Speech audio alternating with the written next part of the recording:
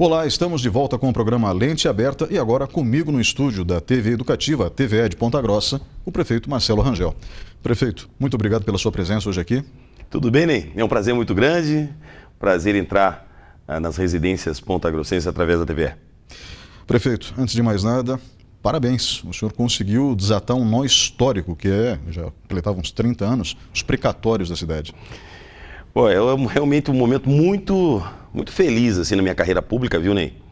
Eu queria compartilhar com todos, porque é um assunto muito técnico, tem muita gente que até não sabe exatamente do que se trata, o que é precatório, enfim, né? Mas para traduzir de uma maneira muito popular, é uma dívida gigantesca. Eu acredito assim que per capita, proporcionalmente, é a maior dívida do Brasil e era de Ponta Grossa. A cidade devia 117 milhões de reais de precatórios para os servidores, mais de 7 mil ações. E essa dívida só aumentava, porque nós pagávamos juros, mas a dívida continuava rolando. Isso é uma dívida histórica, mais de 30 anos, e nós precisávamos equacionar. E nós conseguimos isso ontem. Então foi uma vitória sem tamanho para a cidade, porque com isso nós estamos com as contas no azul. A cidade de Ponta Grossa agora pode receber investimentos federais, estaduais, fazer empréstimo, coisa que nós não podíamos fazer. No primeiro ano, Ney, 2013, eu nunca mais esqueço que eu assinei um cheque de 10 milhões para pagar parte da dívida, como eu falei, juros, correções, sem conseguir equacionar a dívida. E foi para o ralo. Eu paguei na Caixa Econômica um cheque, eu tenho até filmado isso aí se tornou histórico. No ano seguinte eu também, foi mais ou menos uns 11 milhões, e assim todo ano. E a dívida só aumentando.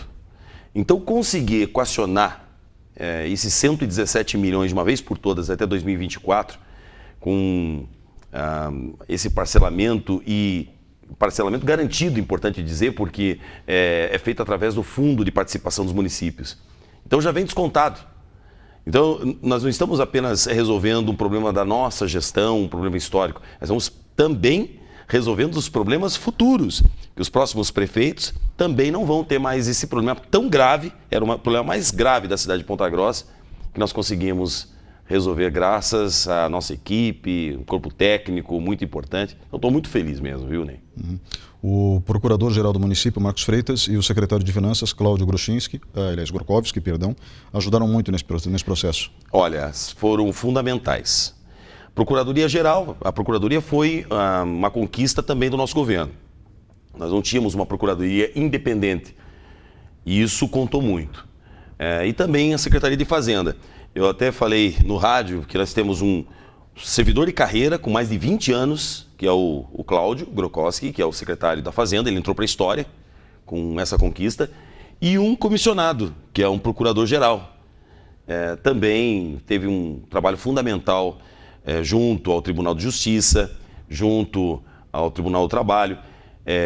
Eu acredito que essa conquista vai se replicar no Brasil todo, vai ter uma grande repercussão, porque é o primeiro município do Brasil que conseguiu fazer com que a gente pudesse equacionar a questão dos precatórios. Olha, novamente, prefeito, parabéns, e vamos então agora esperar que as coisas fiquem mais fáceis para o município, porque o senhor teve esse problema, esta pedra no sapato, entre aspas, durante os últimos anos de gestão. Então agora, nessa segunda metade do mandato para frente, faltam 2 anos e meio ainda, as coisas tendem a ficar mais suaves, o caminho fica mais suave. Então, Ney, eu posso dizer que hoje é o meu primeiro dia de um novo mandato. Começa tudo novamente de uma maneira realmente melhor, administrativamente. Porque a cidade ela não conseguia ser como um outro município do mesmo porte, como Londrina, Maringá, por causa dessa dívida monstruosa que nós tínhamos. Então nós não conseguimos receber recursos federais, nós conseguimos a certidão por um curto espaço de tempo e tudo era na correria. E a gente conseguia poucos investimentos só naquele período. Depois a gente perdia novamente a certidão. Agora não, a certidão é permanente, a cidade não perde mais. Então, imediatamente nós vamos requerer mais ou menos uns 40, 50 milhões que nós temos direito para investimentos em infraestrutura na cidade. Então vai mudar a vida das pessoas, investimento em obras, a cidade respira, porque agora não tem mais aquela dívida pesada nas costas. Também falei de uma maneira pública, queria repetir aqui na televisão, tem muita audiência, que todos os ex-prefeitos, eles tentaram também. Eles, claro, tinham prioridades, você precisa eleger prioridades numa administração. Todos eles, sem exceção, certamente vibraram com essa notícia também. Então, essa é uma dívida histórica, mas que não tem a ver com a gestão de um ou de outro prefeito. Não. A cidade de Ponta Grossa contraiu essa dívida imensa com relação a precatórios e a gente precisava sair desse lodo. E nós conseguimos. Então foi realmente uma vitória impressionante, histórica. Prefeito, então agora existe todo um plano de ação que o senhor já tinha em mente e que fica mais fácil ser traçado. O investimento em pavimentação, a meta continua? Sem dúvida. Agora muito maior, né? Nós temos a possibilidade de trazer através do Finisa, que é um investimento nacional, em torno de 40, 50 milhões só para a pavimentação. Tem que correr agora. Eu tenho 2 anos e meio, eu nunca tive essa oportunidade, vai ser a primeira vez que eu vou ter essa oportunidade de trazer esses investimentos de fora, nessa ordem, né? E vou correr para que a gente possa avançar ainda mais em pavimentação. Lembrando que quando eu assumi, a cidade de Ponta Grossa tinha 51% de pavimentação. Somente metade da cidade tinha asfalto. Hoje nós estamos chegando a 75%, segundo o IBGE. Mesmo assim, 25% não tem. Então, a reclamação com relação à infraestrutura sempre é muito grande, mas é o maior avanço na história de Ponta Grossa com relação à pavimentação. Queira Deus que com esses investimentos que agora nós poderemos trazer, a gente possa chegar muito próximo dos níveis máximos de 100%. Uhum. Prefeito, eu acho que também é uma conquista que todos esperam, né? Porque ninguém gosta de pó ou de lama, enfim. Tá? Mas, diga-se de passagem, o que o senhor conseguiu fazer, então, praticamente sem dinheiro, foi milagre, né? É verdade.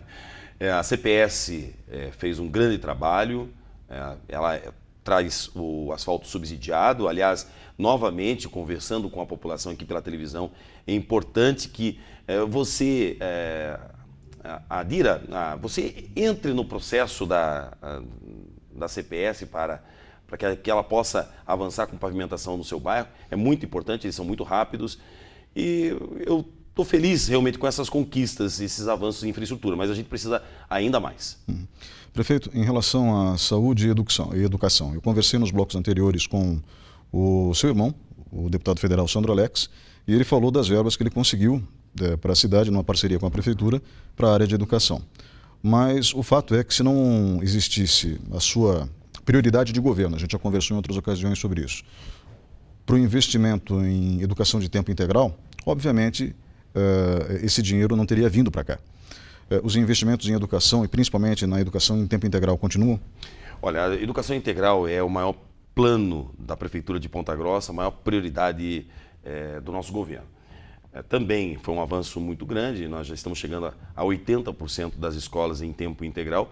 É o que existe nos países de primeiro mundo e é o que transformou os grandes países nessas grandes potências econômicas, culturais do mundo. Nós temos que fazer isso no Brasil, nós estamos no bom caminho. O investimento vai continuar, nós temos agora escolas lá no Costa Rica, que nós estaremos iniciando uma ampliação, CEMEI também no Costa Rica, outras escolas em outras regiões, no Borato, nós temos um investimento muito grande também numa escola. Na Secretaria de Educação, nós estamos fazendo uma nova Secretaria de Educação.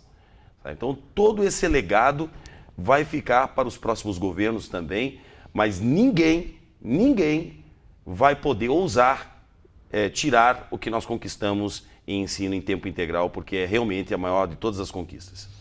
Passou de 0 para 80 unidades ou mais, né? Sem dúvida. É como eu falei, nós chegamos a 80% das escolas em tempo integral. Isso transforma o nosso cidadão, transforma os nossos jovens. E, assim, eu acompanhei outros países, sabe, Ney? A educação na Coreia, a educação na Estônia, na Finlândia, que tem a melhor educação do mundo. Eu conheci a Finlândia. eu conheci agora a China e não tenho dúvida nenhuma. As nossas escolas municipais, importante dizer, as escolas municipais não devem nada a nenhum país de primeiro mundo. As de Ponta Grossa são realmente exemplo. Isso desde do ensino da educação infantil até a fase que é de responsabilidade do município, que é a primeira parte, o primeiro ciclo do ensino fundamental. O senhor também acompanhou o processo de implantação da metodologia aplicada, né?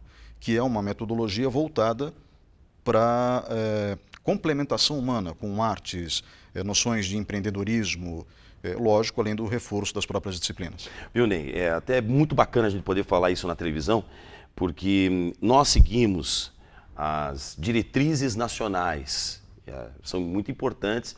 Nós estamos no caminho certo. Eu não estou fazendo crítica, inclusive, às diretrizes do nosso país.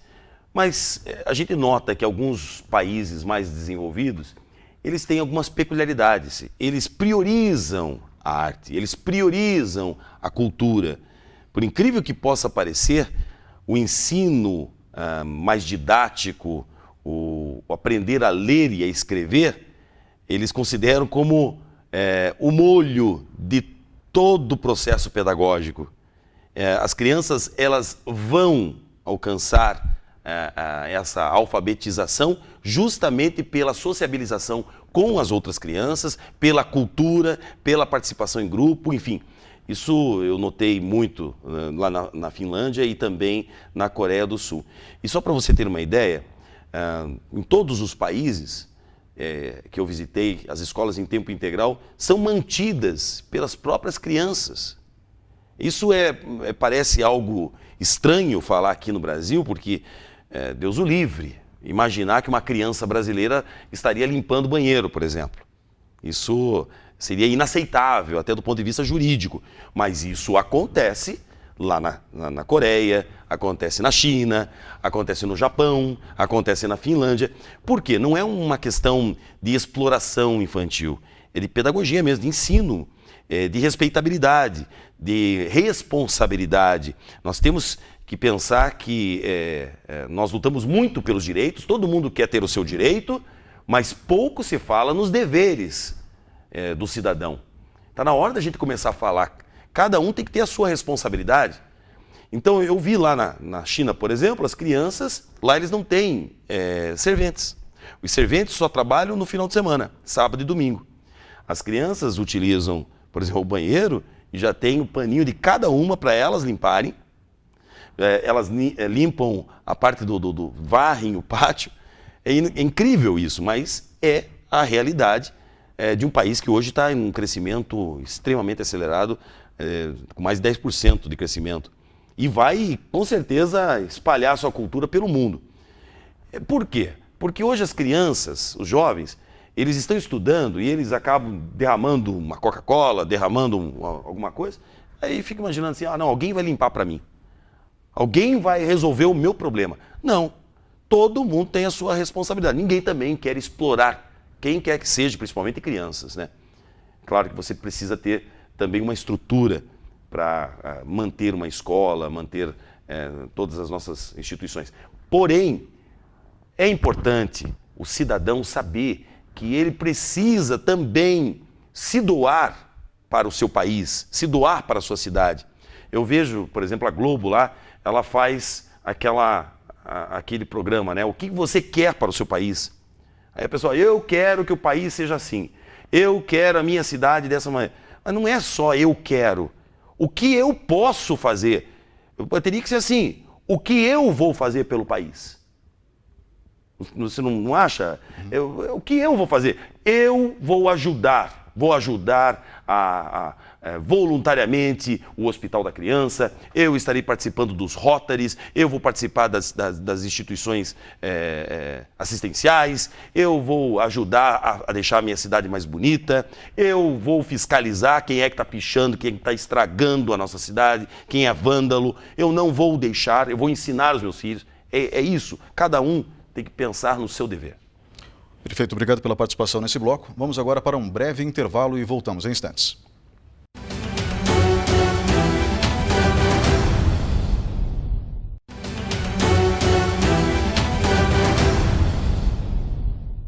Olá, estamos de volta com o quarto e último bloco do programa Lente Aberta e comigo, no estúdio da TVE, está o prefeito de Ponta Grossa, Marcelo Rangel.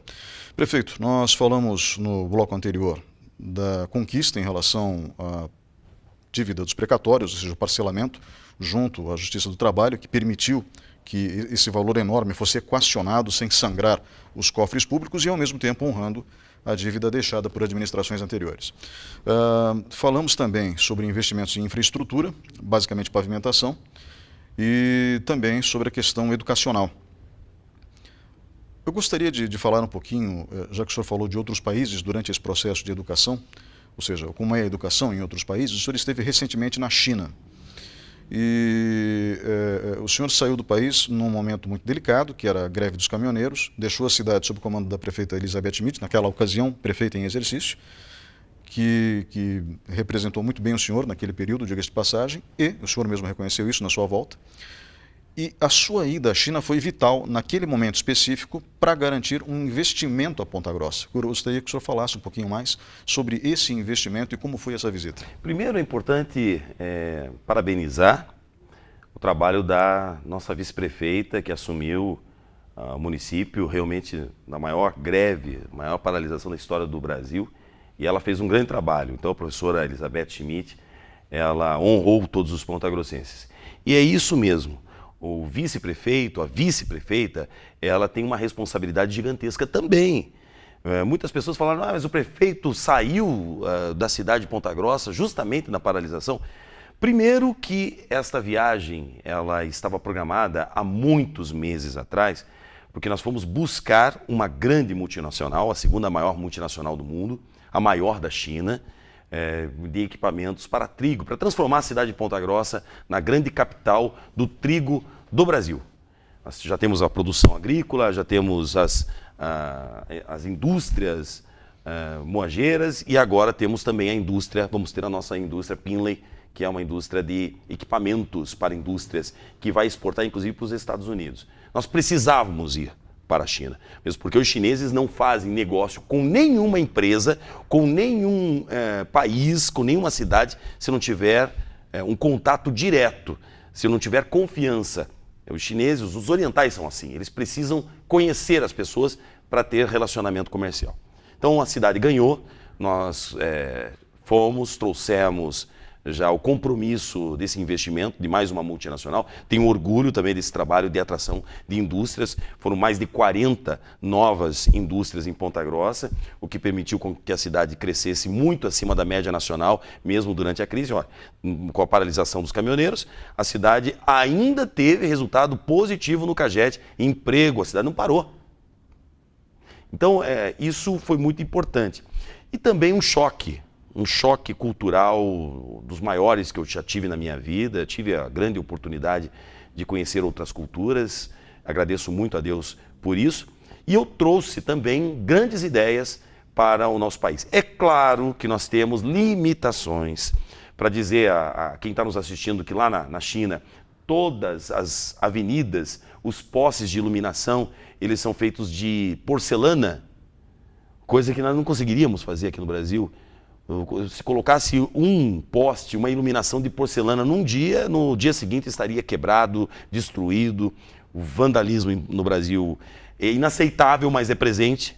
Então tudo lá tem um respeito muito grande, tem uma cidadania muito mais exacerbada do que aqui no nosso país. E a gente precisa evoluir com o tempo através da educação.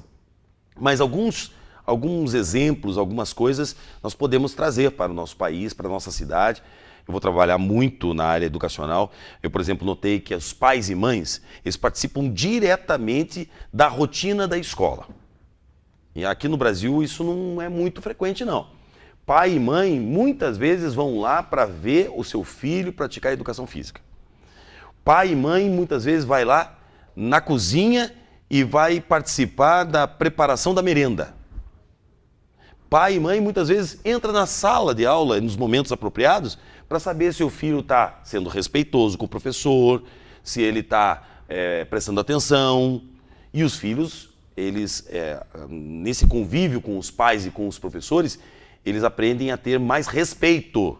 Respeito pelas autoridades constituídas, falando aí de pai, mãe, professores.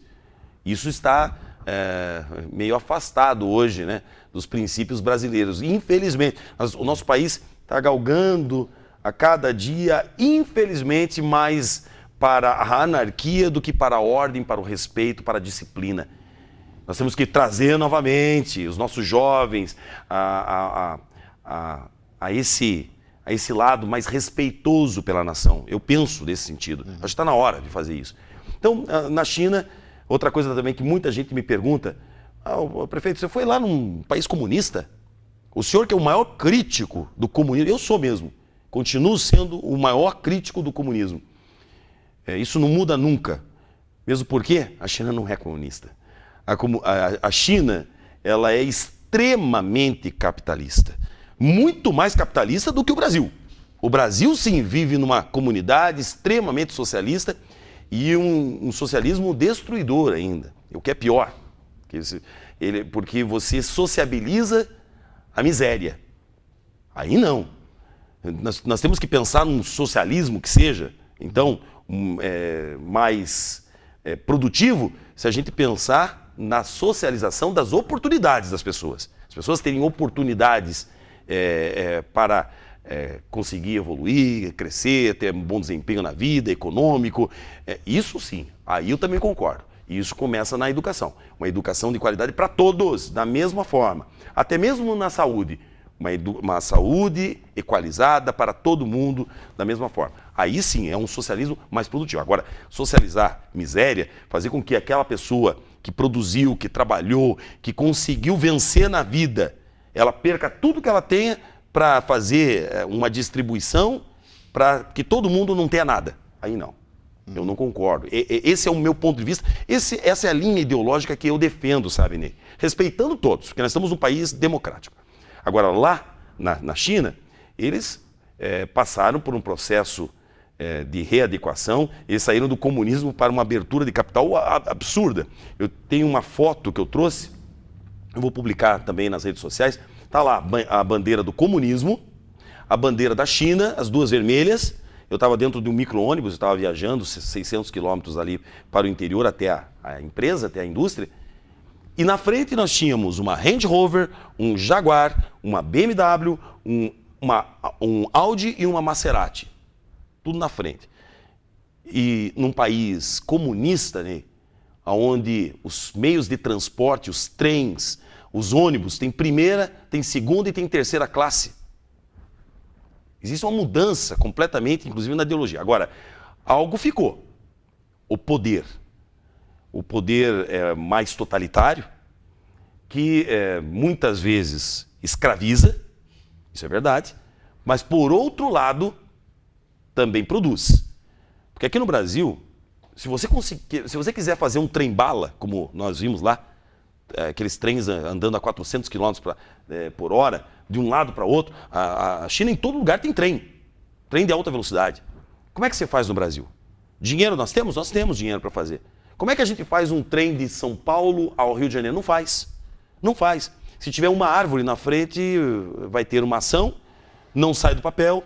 As grandes empresas, inclusive até as aéreas, provavelmente não vão deixar. Ou seja, é tudo travado. Eu pergunto, será que hoje nós conseguiríamos fazer uma Itaipu? Será que hoje nós conseguiríamos fazer uma nova Brasília? Não, não. O Brasil está travado porque o nosso sistema hoje está burocratizado, claro, por causa de muita corrupção, mas muito engessado, nós não conseguimos sair do lugar. Lá na China, o governo manda fazer e acabou. Eles fizeram a Olimpíada de Pequim, a praça da Olimpíada de Pequim é no centro de Pequim, né? É no centro. Aí eu perguntei para a intérprete, mas escuta, uma coisa monstruosa, gigantesca, como eles conseguiram fazer isso aqui no centro da cidade? Já existia esse espaço? Não, não existia. O governo foi lá, mandou fazer, derrubou os prédios, realocou as pessoas para um lugar melhor, importante dizer isso, porque as pessoas podem pensar, não, então as pessoas sofreram? Não. Elas apoiaram. Aliás, os cidadãos lá chineses, eles apoiam o governo, diferente do Brasil. Aqui não existe apoio nenhum. O governo ele rema contra a maré, porque não existe legitimidade, enfim. E nós estamos passando por um processo de demonização de todos os políticos do país. Então, é isso que nós precisamos resgatar.